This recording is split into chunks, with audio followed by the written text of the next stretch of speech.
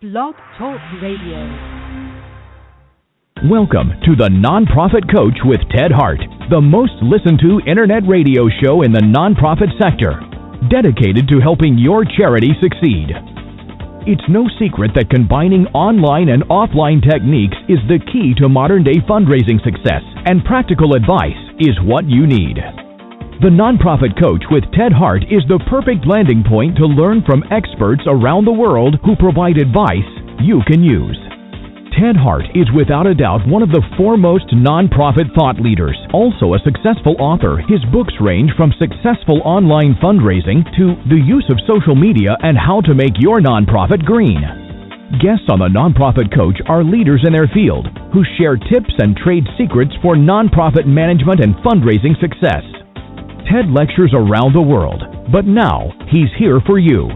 From the latest in charity news, technology, fundraising, and social networking, Ted and his guests help you and your organization move to greater levels of efficiency and fundraising success.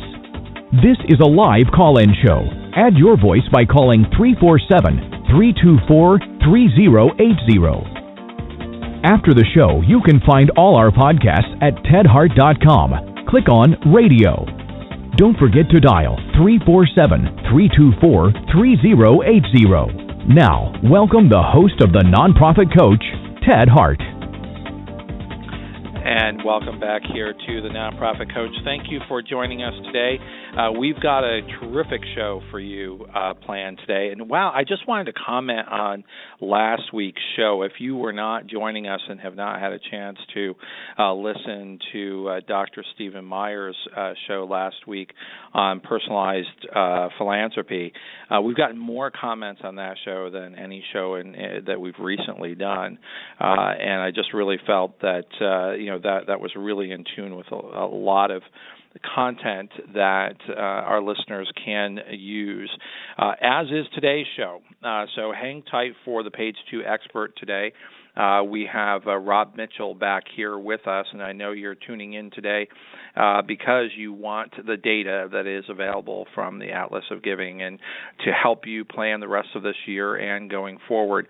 As the announcer mentioned, you can call in and ask questions for the show, and that number is 347-324-3080.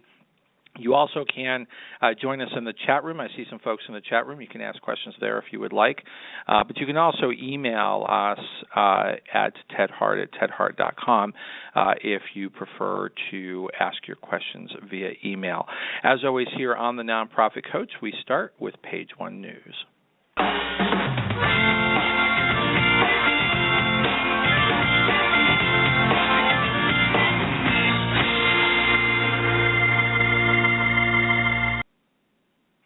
And here on the Nonprofit Coach today, I'm really honored to have a representative from Wiley here with us. It's great always to have the AFP Wiley radio show here on the Nonprofit Coach. That begins again next week, and it's my pleasure to welcome Matt Davis here to the Nonprofit Coach.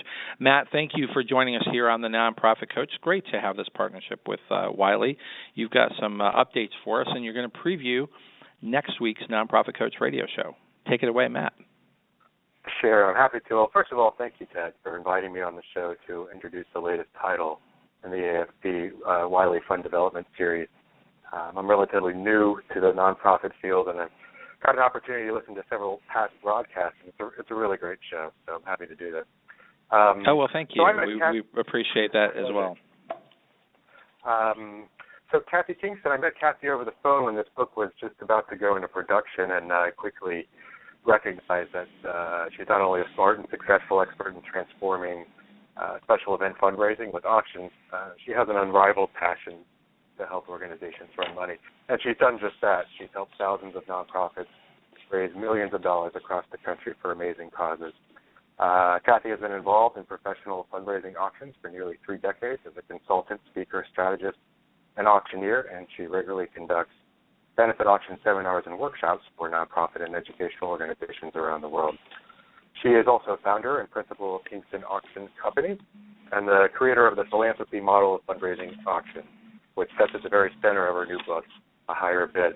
In a higher bid, she shares her proven approaches to audience development, board empowerment, leadership succession, guest cultivation and engagement, and donor development.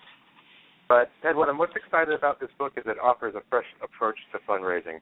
It shows readers how charity benefit auctions can be made the centerpiece of a fundraising event to drive both short and long-term fundraising goals, while providing fun and inspiring opportunities to generate awareness and keep supporters excited about the mission.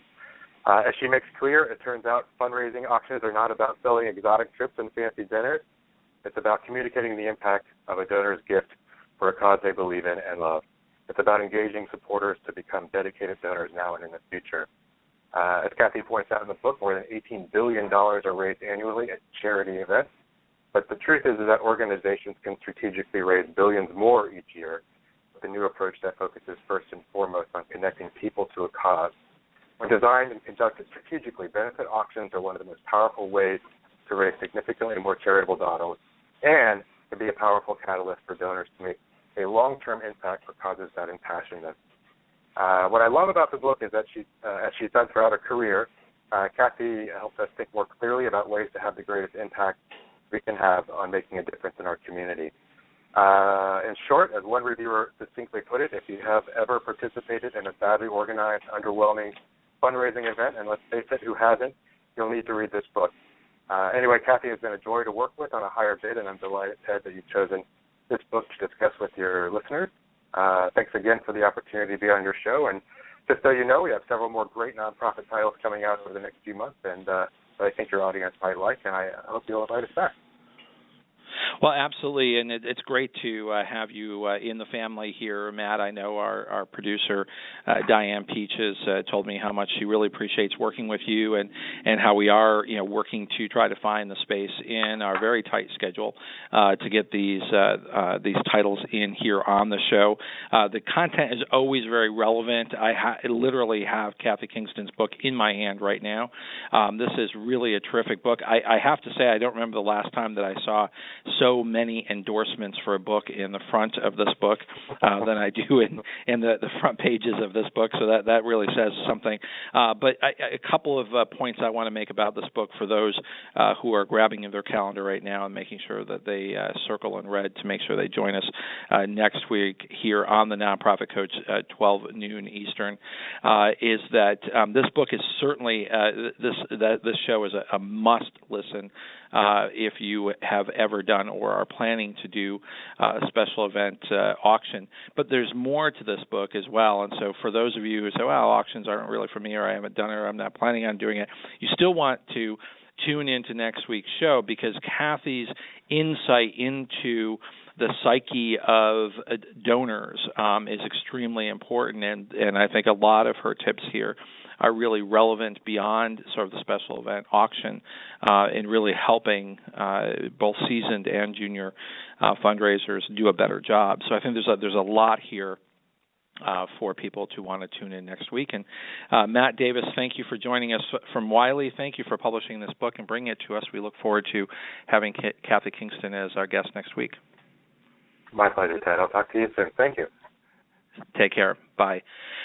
So we are obviously wanted to give a little bit more time to introing this very important book, so we appreciate Wiley bringing that to us and for the partnership on the AFP Wiley show, which will be next week. So we're going to rush right over now to our page 2 expert today, because we need to make sure that we've got lots of time, because we've got lots of data to share with you. Hang tight. We'll be right back.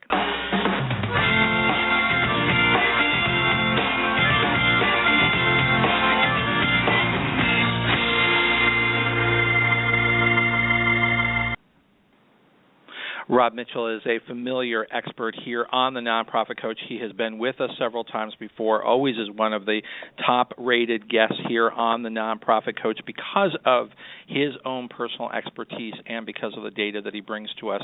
He's one of the most successful and experienced fundraising professionals and nonprofit executives in the United States. He has spent 3 decades as a working fundraiser, nonprofit leader, and innovator. He's also an expert in the mechanics of the charitable giving economy in the U.S. If you didn't already know that, he will prove it to you today. Rob has participated in the entire spectrum of modern fundraising, from a single-person fund development office to leading a nationwide fundraising program for American Cancer Society as its first-ever Chief Development Officer.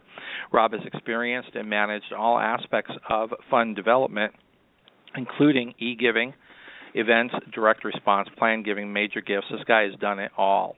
His career is highlighted with a number of remarkable achievements. He oversaw the growth of charitable giving in the American Cancer Society from $600 million to more than $1 billion in just 5 years. And I think a crowning achievement is he's currently CEO of the Atlas of Giving, a Dallas-based business committed to dramatically improving nonprofit effectiveness and efficiency with a timely benchmark of charitable giving and the only reliable forecast of charitable giving in the United States. I think that's an important difference here, because I'm often asked, because we have such a strong relationship with the Giving USA report, which is just that. It is a report. It's important for us to be able to look back and document and be able to look at trends. I think the complement to that is the Atlas of Giving, which now gives us the ability to look into the future, to predict the future. It's not always exact, as Rob will share with you, but those of us who are in leadership positions, those of you who are looking at year-end and planning your budgets for next year, need to have the kinds of data and benchmarks to be able to reliably make it informed decisions rather than just sort of drawing at straws or putting your finger to the wind. So it's my pleasure to welcome back here to the Nonprofit Coach, Rob Mitchell. Ted, it's great to be with you again. Well, you always bring us such important information, and I know you're extremely busy, so I really appreciate you working diligently with our producer, Diane Peach, to make sure that we do have you here regularly, because I really think that our listeners are growing to be dependent on wanting to know that you're going to be back, so that we have this kind of insight, we have the kind of forecasting that you're able to do. But undoubtedly, we have some folks who are new here. So why don't we start off with, what is the Atlas of Giving? The Atlas of Giving, and you've already mentioned part of it, is the only monthly forecast and estimate of charitable giving in the United States by sector, so health, education, religion, etc. Source, individuals, foundations, corporations, and bequest, and all 50 states and D.C. What the Atlas is a series of 65 algorithms that we've built using a great team of PhD level experts. What we did was we examined what factors are involved in charitable giving. So there are things like unemployment, GDP, inflation, consumer confidence, etc. So we examined more than 75 different potential variables. We came up with the ones that actually do impact charitable giving and their strengths. And so we've been able to build algorithms and continue to improve those algorithms since we came out in 2010. And so what we're doing that is different from what others are doing is that, first of all, we're monthly. We have the only forecast, and it is a reliable forecast of charitable giving. And we're using 21st century technology while others are still using 1960s technology. And it's been a great thing for me to work on. The inspiration for the Atlas of Giving was that I was named Chief Development Officer for the American Cancer Society in June of 2001, a very memorable year for all of us. Yeah, absolutely. Our fiscal year started September 1, and then we had the effects of September 11th. My CEO called me and said, "What does this mean?" And I said, "John, I really don't know, but it can't be good. What I don't know is how bad it's going to be and how long it's going to last, and I have no resource to go back and look at comparatively to give you any data. What we now have is a database. The Atlas has a database of monthly giving going back by sector, source, and state going back to 1968. So we've recreated giving, what's happened in giving monthly since 68. Flash forward a year, and as a non-disaster charity after 9/11, we finished a bubble above flat, which we were really proud of. And going to our board's compensation committee, my CEO and I were touting the fact that we had done better than our peers. And one astute member of that compensation committee challenged me with the question, what are you using as a benchmark? And I said, well, this was in November. There is no benchmark. There's no benchmark that I can use right now because the only benchmark that exists doesn't come out until the end of June. So that's not going to help us with the business we were conducting that day. He later pulled me aside, and we met together, and it was him, John Beatty, who said, I really think that charitable giving is tied to direct factors in the economy, demographics, and events.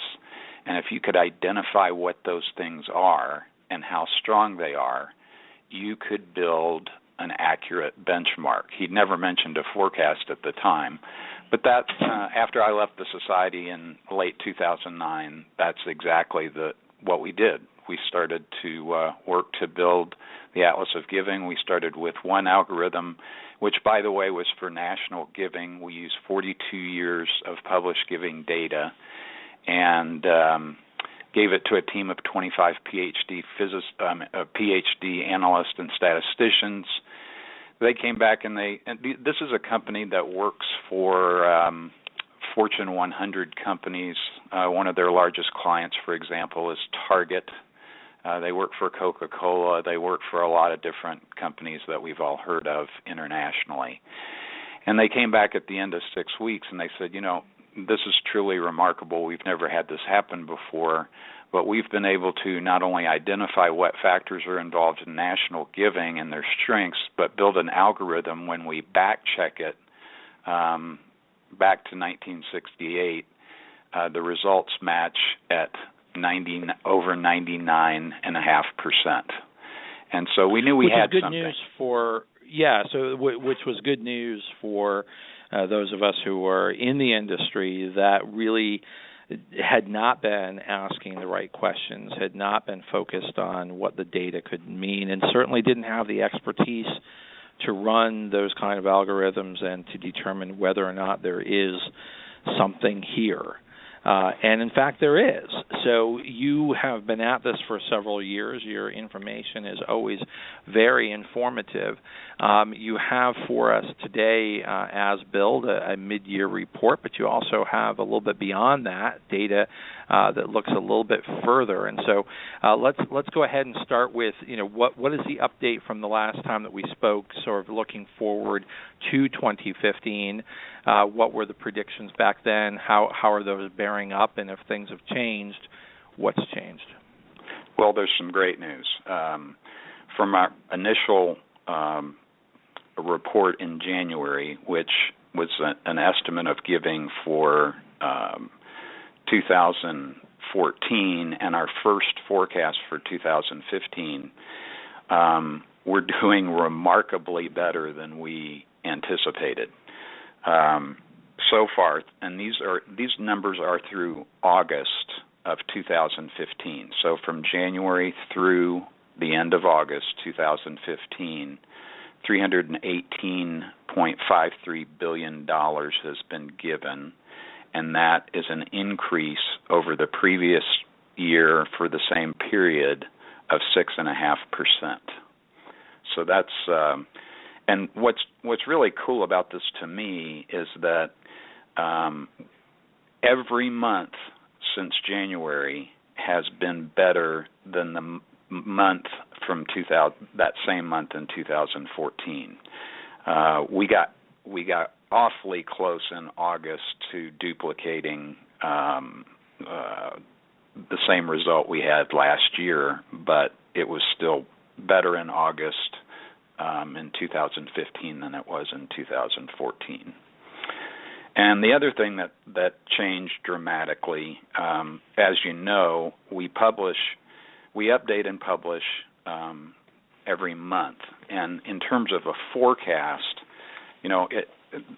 like any forecast, the further out you go, the less reliable the forecast is. So we have we've got a remarkably reliable forecast, but we were predicting a pretty bleak year for giving at the beginning of the year. But I'm happy to say that so far that forecast has also changed. So what we're showing today is that for the calendar year, giving will finish at around $479 billion, which is up 5% from last year.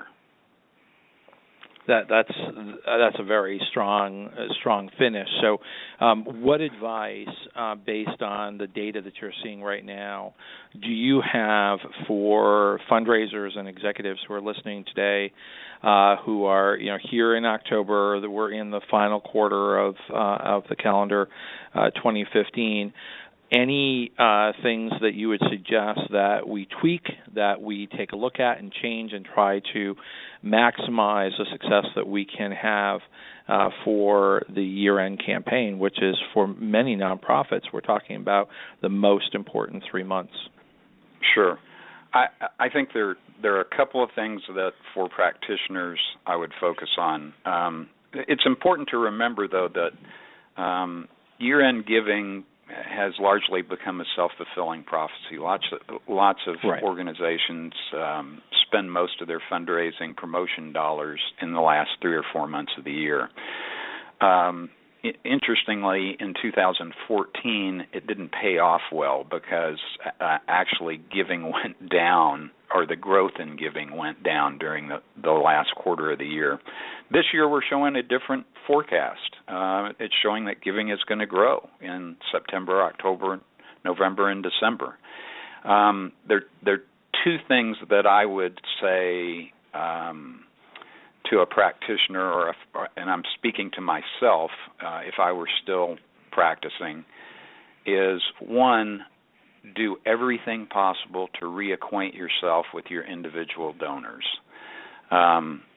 Since the recession, individual giving has taken a big hit, and especially for those organizations and churches that rely largely on lots of gifts from lots of donors. When you're unemployed, you fear become unemployed, or you're just recently reemployed, you suspend your giving. Because the unemployment picture has changed so dramatically this year, it is time to spend time and money, all the resources that you can, getting established with donors that maybe you lost during the recession, if you're an organization that focuses on those kinds of gifts. The second thing I would say to practitioners, and this is going to continue through mid-2016, is to really bear down and focus on foundation grants. Foundations, the recession was really interesting because we had high unemployment, we had a roaring stock market. So the portfolios of foundations and donor-advised funds really went up, even when unemployment was low. So those kinds of organizations that rely on highly appreciated assets like colleges and universities did very well coming out of the recession, very well. And so you're seeing an even greater increase in foundation giving than you normally would expect, given yes, the data that you're looking at. Absolutely, because what happens is there's a time lag. So by the time a foundation files their IRS information, and as you know, they're required to give away 5% of their assets each year. But it's not because of the way the timing works. There's as much as a 2-year lag. So all that great growth that happened in most the foundations. Just for our listeners, most foundations, while they have to give away 5%, it's not 5% for each year. Most foundations are going to take a look at a 3-year rolling average or a 5-year rolling average because they're, in many cases, making multiple-year grants. So what you're saying is, if I understand what you're saying is, the upside in the market is now going to start playing itself out in the foundation philanthropy world. Oh, we're already seeing it. It's the growth in foundation giving in 2015 has been remarkable. It's as I look at, let me find my figure here for foundation giving. Foundation giving in 2014 accounted for 14% of all giving. We're projecting that foundation giving this year is going to account for 15% of all giving, and the growth in foundation giving has been 8.6% for 2015. So it is a honey hole that every practitioner should yes, fish in. It's one of those hidden secrets that you really have to understand the data to be able to position yourself well for that. But my guess is that the same dynamics that are starting this phenomenon to show up in your data is likely to be in those same data sets for at least the next couple of years. Well, because of what's happened in the market this year, we really think it could. We're saying the peak is going to be mid-2016. It'll still be good for probably another year after that. Right. So as you said, this is one of those strategic imperatives for professionals to be looking at, is that if you have, for any reason over the last couple of years, pulled back from foundations because perhaps the assets weren't there or you were not finding success, there's more money on the table now. And for those, particularly those foundations that you've had a relationship with in the past, this is a very important strategy. And the same thing would hold true with donor-advised funds. Right. It's harder to get information on who has a donor-advised fund, though we learned this week that Carly Fiorina has a donor-advised fund. Right. Well, and of course, as you know, I'm CEO of CAF America, which is a donor-advised fund, international donor-advised fund. We've grown tremendously over the last few years, and so certainly, what we have found in the donor-advised fund world is that this is a very convenient way for people to be able to be more thoughtful and strategic in their giving. So one of the strategies that we suggest, and I think it couples in with your data here, is that good fundraisers should be asking their donors if they have a donor-advised fund, and should have strategies in place to be able to expertly manage and help their donors manage the donor making an advised gift to the charity. But I think what happens is a lot of charities, because they can't directly solicit, they can't send a proposal and then get money to come back, don't know what to do with donor-advised funds. And I think that's a big tragedy in the fundraising world. It is, and another tragedy is that donor-advised funds are not without their share of significant critics. And the biggest criticism that I hear about donor-advised funds I find foolish, actually, and that is the timing. If a person creates a donor-advised fund, there's no time limit on when they need to make a gift to another charitable organization. They can grow what is in their donor advised fund for an indefinite period of time before making grants. The interesting thing is, and we talked about the 5% requirement of private foundations, the interesting thing is that last year donor advised funds made grants of 22% of their assets, which is you're making more such than an important point. Exactly. So, those who have that critique of donor advised funds, are just showing how uninformed they are about donor advised funds. Because if you then start imposing on donor advised funds the same rules of private foundations for distributions, you would very likely see a reduction in advised gifts, and whenever you set what looks like a floor, it becomes the ceiling. And so when you say a minimum of 5%, people hit at 5%. There's nothing that would prohibit private foundations from giving 10, 20, 25% or matching the 22% of donor advised funds. They don't. Because it's seen as proper and good management of a foundation to only use the 5%, which happens to be the required amount. Well, and one of the interesting trends that we've noted over the last, especially the last 3 years, is that a number of small private family foundations have decided that because of the administrative work, the paperwork, and so forth, that they're actually moving their assets from a private foundation into donor advised funds, because it frees up. Well, first of all, it's less expensive to administer, and it frees them up to make decisions on a longer period of time. So.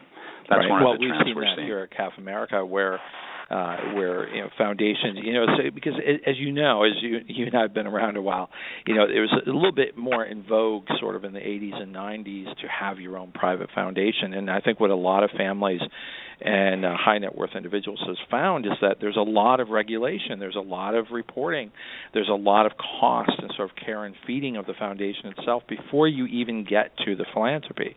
And what is terrific about donor advised funds, and what I share with people, is it's really like having a foundation, but you're sharing the expenses.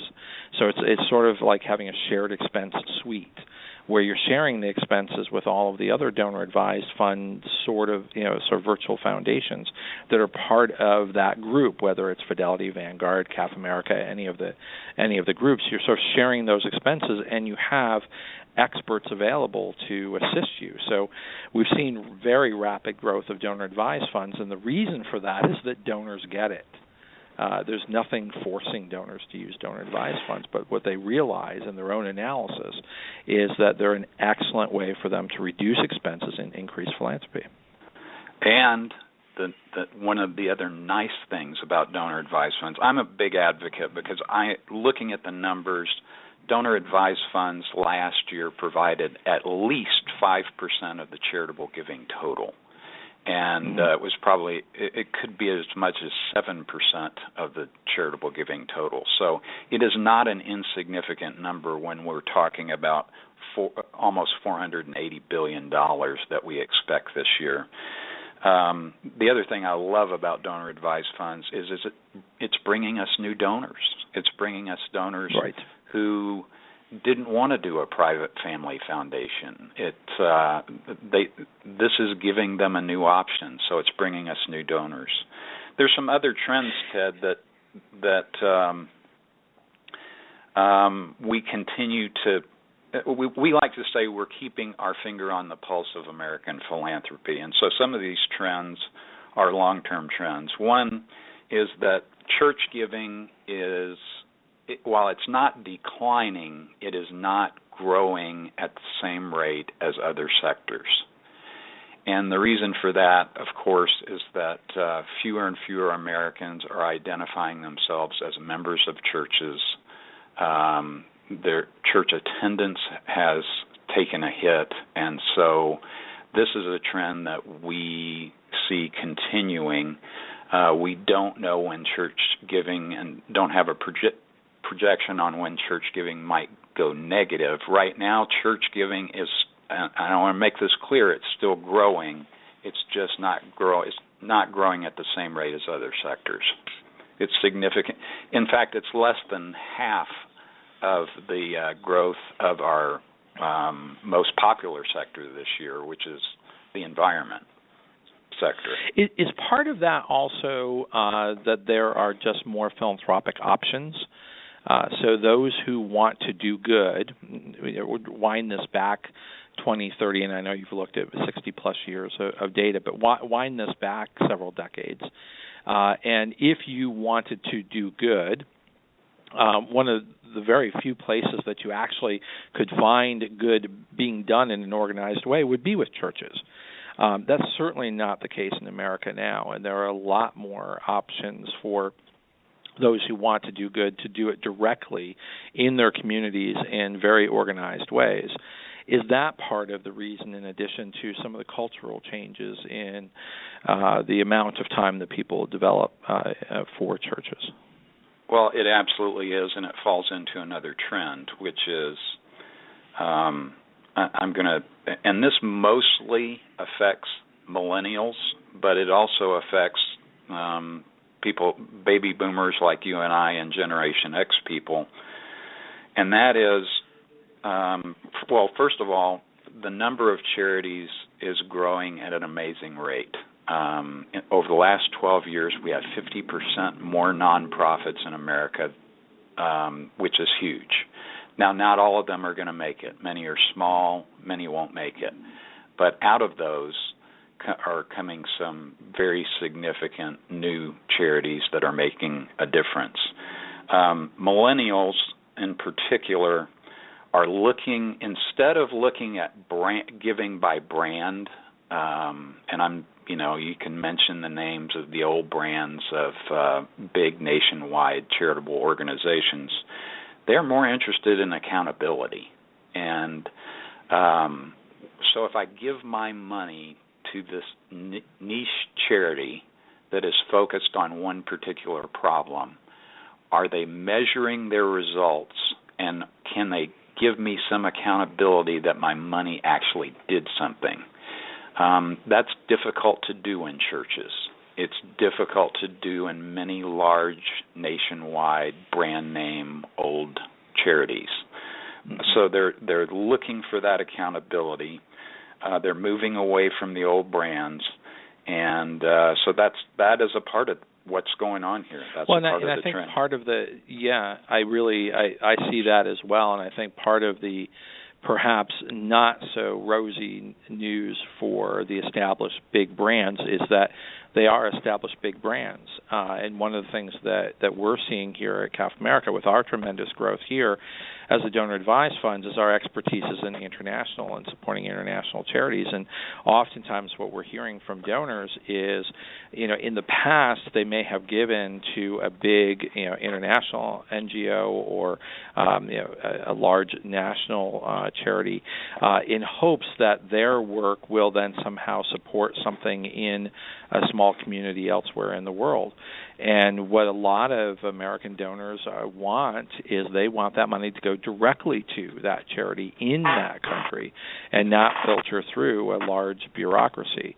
And that's a big trend that we're seeing. And I think that mirrors a lot of the trends that you're seeing, is that whether impact can be measured directly, and there's lots of models and lots of questions about that, it's undeniable that American philanthropists want high touch, and they certainly want to know that their money made a difference.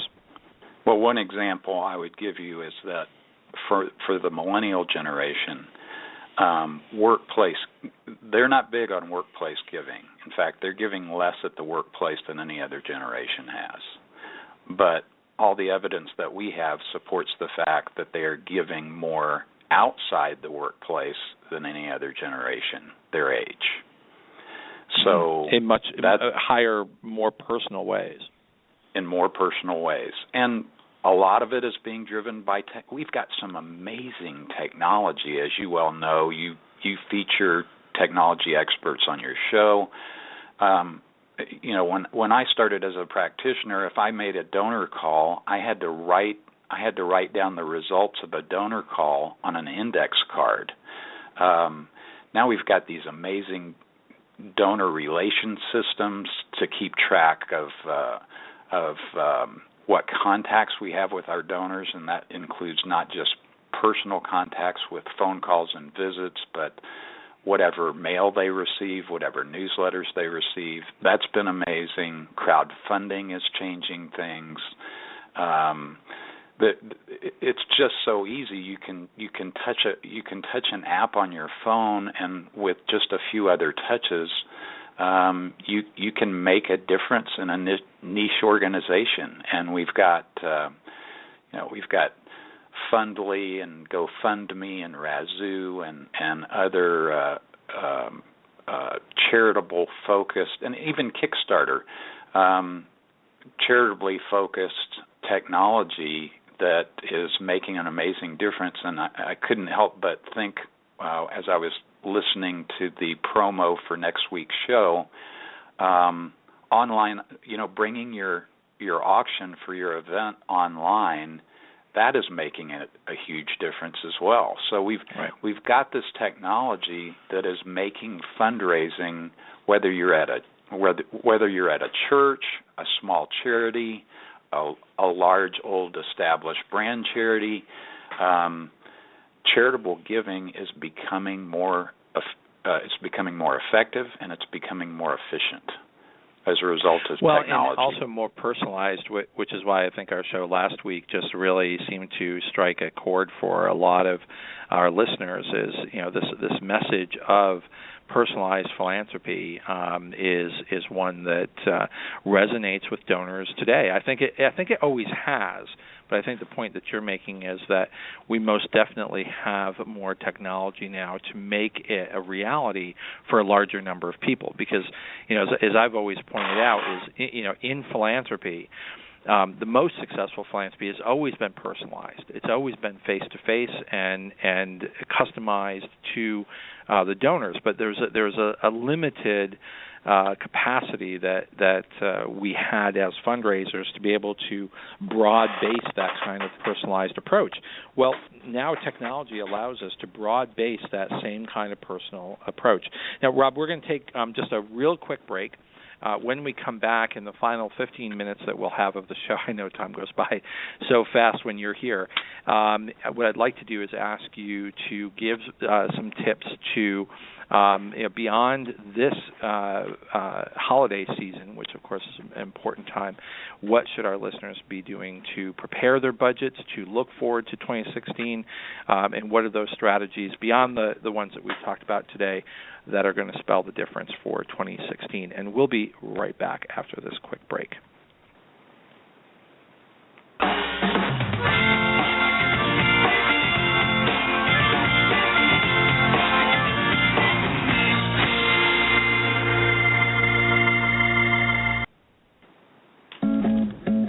Life gets busy. Wouldn't it be nice to have a central place where you could save what's on your mind? With Google Keep, you can stay on top of your world by quickly and easily organizing everything you want to remember. No matter where you are. Finalize door list for Thursday's gig. So when you find inspiration, you can file away your ideas. And Google Keep stores them safely across all your devices. And when the time comes, you'll have everything covered. Save what's on your mind. Google Keep. Just Just a few program notes. As you heard at the top of the show today, Kathy Kingston is our guest here on the Nonprofit Coach next week. Don't miss that opportunity. And then at the end of the month, I just want to make another note for you that we will be live at the BBCon conference, live from the conference floor. That's going to be 2 p.m. Eastern, 1 p.m. Central, live from Austin, Texas, as we always are each year at the Big Black Bod Conference. So mark that on October 26th at 2 p.m. Eastern. Looking forward to being back at BBCon. Remember, our podcasts and archives are always available 24 hours a day at tedhart.com. Click on radio links. If you're listening live today, the phone lines are open. Call in and ask a question by dialing 347-324-3080. Now, back to the Nonprofit Coach with Ted Hart. And we actually do have a question for Rob before we get into sort of that 2016 looking ahead. That question is, how do the presidential election years affect charitable giving? Is that something that has any meaning at all? It does. Charitable giving is all about disposable income. And when money is diverted for whatever reason, for higher interest rates, so you're paying more on your mortgage, or you're paying more for gasoline, or you're paying more in taxes, those things affect charitable giving. And so for individual givers, they are diverting some of their disposable income to political campaigns, especially in presidential election years. We notice more of a difference in presidential election years. Does that mean that charitable giving is going to take a big hit? No, not necessarily. In fact, we're showing some, for the next 12 months, which would take us almost to the presidential election, we're forecasting that giving will be up 5%. That, of course, could change. But, yes, presidential election years especially do affect charitable giving. Great question. So that's one thing looking into the budget cycle, so looking beyond the holiday fundraising cycle that most nonprofit listeners today are looking at. They're also looking at the 2016 budget cycle. So one of those things to definitely take into account from looking at your data is the fact that we are going to be fundraising in a presidential election year. What are the other things that you have suggestions for our listeners today when they look at building their budget for 2016? Well, as a person who built a lot of budgets, I watched how budgets were built before we had Atlas of Giving technology, and typically it was, as you mentioned early in the show, sometimes it's sticking a wet finger in the air and just coming up with a number. We're going to base our budget for income growth on a number that you just pull out of the air. For others, it's for nationwide organization or a local organization, it's asking the fundraising staff what they think they're going to be able to do that year. Neither of which is very effective, because you can be as optimistic as you want to, but if the economic winds aren't blowing in your direction, you're not going there. So what I like to tell people is that what we've got with the Atlas of Giving is we've got a reliable forecast. So take a look at, depending on when your fiscal year starts, take a look at what the Atlas is projecting for the next 12 months. Apply that to your revenue, your charitable giving revenue line for your budget, and then check in every month, because things happen. And the best example I can give you is 2001. 2001 was shaping up to be a pretty good charitable giving year. And one event changed things very significantly, and that was 9/11. So what we now know, having looked back at the data, is that as non-disaster charitable giving pretty much dried up for 6 months before it came roaring back. If you were a disaster-related charity, you had a great year because people were wanting to help in any way that they could, and so events make a difference. One current example I can give you is the price of oil. And anybody who's been to the gas pump this week has noticed that even gas prices are dropping, which means that there is more discretionary money out there for individuals and companies to give. The problem is that if you're living in an area that has been directly impacted, if your charity is in an area that's been directly impacted, say Houston, Texas, where literally hundreds of thousands of people have lost work, these low oil prices are going to have a negative effect on you. So it overall for United States giving, low oil prices are going to be great for giving. But if you're in the wrong place, things are not going to look so good. And that's why we like to say, those kind of expenses also affect your expense budget. And as I always, remind people that there are two sides to a budget. There's the income, which of course fundraisers are always trying to help increase the income side, but efficiencies in the work that you do and the savings that you can find in the work that you do also contributes to the bottom line, and that's where the use of good data helps you be more efficient in targeting the work that you do than sort of the age-old shotgun approach. Let's just try everything and hope enough comes in. Great point. And I think that there are some things. Well, let me get back to the budget question. So I think you look at the Atlas number, you set your budget, and something nonprofits are not used to doing is adjusting their budget as they go through their fiscal year. What the Atlas enables you to do is look at the change in the forecast each month, so that if you see trouble on the horizon, or on the other hand, an opportunity on the horizon, you can change your budget accordingly to either take advantage of the opportunity or not get yourself caught in a problem because your income budget was too high initially. And that's why we update our forecast each month.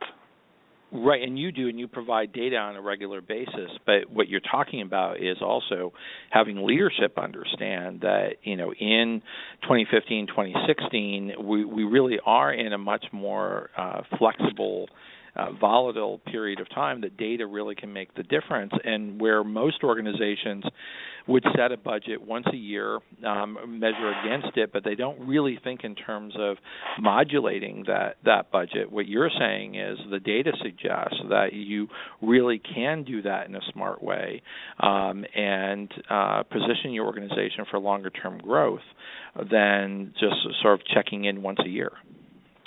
Yes, you've got to learn to be nimble enough to change on the fly as events change. And 9/11, again, is a great example. The Haitian earthquake was another good example. The BP Gulf oil spill, another great example. Things happen, and it changes the forecast, and some of it is regional, some of it is national, but that's why we exist, and that's why we like to say we're keeping our finger on the pulse of American philanthropy. Exactly. Now, I understand that you have a free gift for charities and churches during October. I want to make sure that we have a few minutes left here on the show for you to share what that might be. Right. If you go to atlasofgiving.com, we have a product that is called the Custom Express Forecast. Now,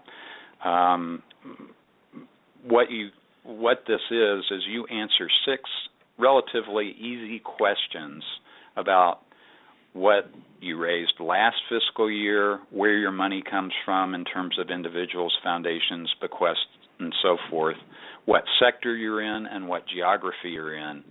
And you enter that information. This is something that we normally charge $200 for. And you're able to log back in every month for an update on what that forecast is for your organization. For larger organizations, we have a more advanced product that we're not giving away in October, but we will actually look at what economic, demographic, and event factors drive your giving and build you a custom algorithm that will be very reliable in terms of benchmarking and forecasting. But this month, October, any nonprofit or church that goes to our website, even though it says it's going to invoice you for $200, you will not be invoiced. You will have your own custom forecast, and you're able to look at an update every month for the next 12 months. Well, that's very generous of you, and thank you very much for sharing that with our listeners today. And certainly, we encourage those who are, looking for this kind of data to help inform your 2016 planning. This is a great way to do that. We only have a couple of minutes left. Rob, I want to give you the last word, the opportunity to point us in the right direction. And the question that I have is, you've mentioned specifically things that are going to happen with foundations and individuals. You've not mentioned corporations. Corporate giving is in decline. Corporations are. I think a lot of people are aware that there aren't a lot of places to put money that it can be used effectively. Interest rates are at historic lows, and corporations are being stingy with their giving. So I wouldn't give up on corporations, especially those corporations you have a great relationship with, who have been supportive year after year. Certainly maintain those relationships, but in terms of prospecting for new corporate gifts, now is not the best time, and we don't think that 2016... What is your forecast for corporates? What's your forecast? You said foundations are going to grow 5%. What are corporations going to be doing? The forecast for corporate giving is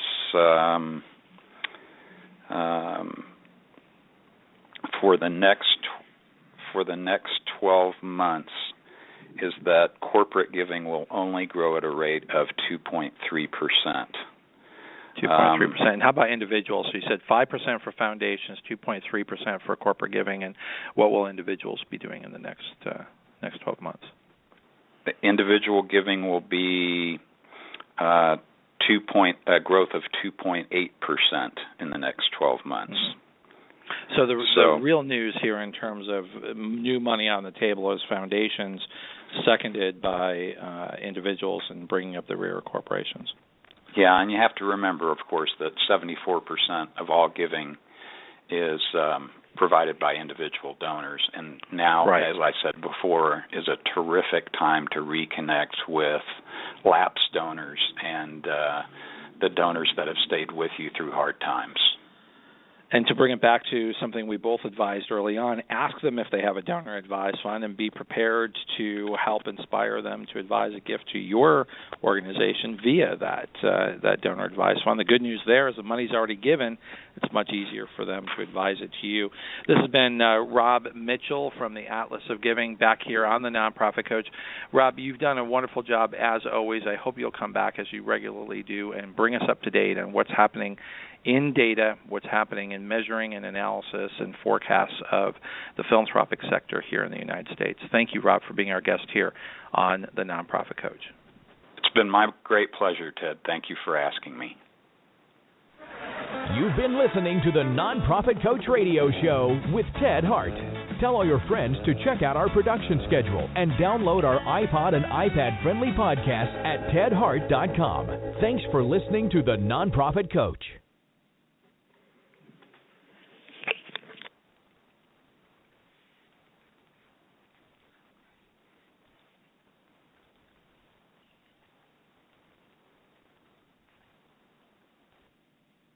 Have you Googled yourself lately? Are there negative posts from an ex-employee or from a former client? Maybe an outdated news article? Search engines don't always get it right. For right or wrong, it's your reputation on the line. That's where Reputation Defender by Norton comes in. Take control with Reputation Defender. Their cutting-edge approaches help you to wipe away unwanted information in your search results. They also promote the good stuff. You can start by getting your free reputation report card at reputationdefender.com or call 800-811-4975 to speak to an expert. Top reasons your career wants you to move to Ohio. So many amazing growth opportunities, high-paying jobs in technology, advanced manufacturing, engineering, life sciences, and more.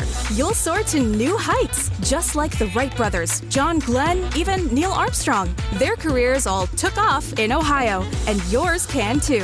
A job that can take you further, and a place you can't wait to come home to. Have it all in the heart of it all. Launch your search at callohiohome.com.